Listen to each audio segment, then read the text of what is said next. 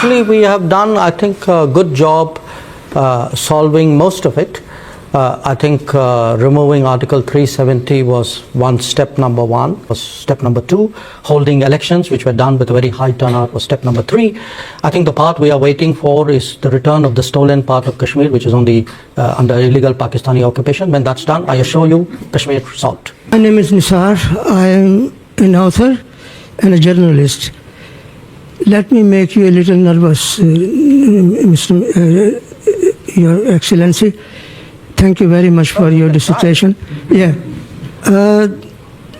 Kashmiris are up in arms because India is occupying Kashmir illegally. That's the reason why they are protesting. Now, given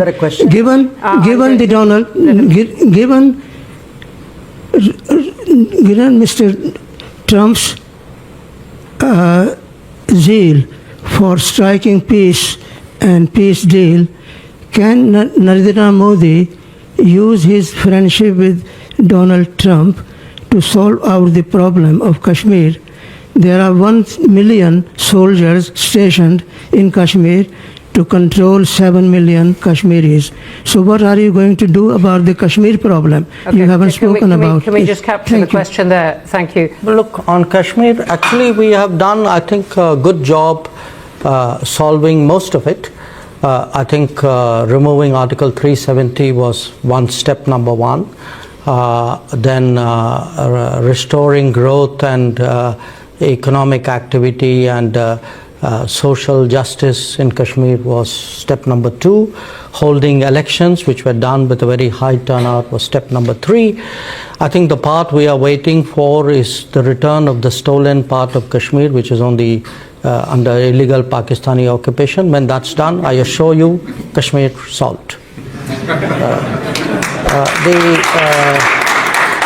The second question, Global South. You know, look, there are different ways of looking at it, and I give you a perspective. What do countries in Global South largely want? They want more options. They want more experiences to compare, relatable experiences. They would like to get into relationships which actually help them build their society on a sustainable basis. So forget India, China for a moment.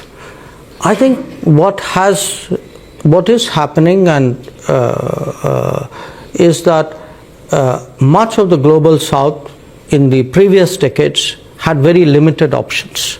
You know, they either had Western options, they had multilateral development banks which were in a way associated with it. Within the Western options, they had maybe some subsets out there.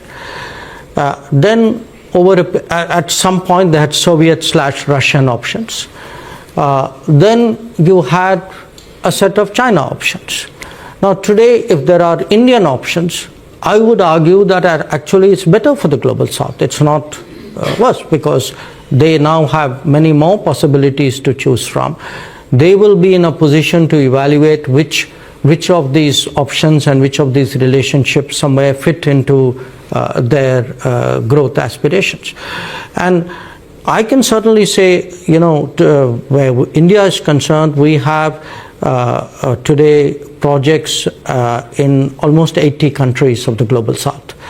We have delivered actually about 600 significant projects in the last many years.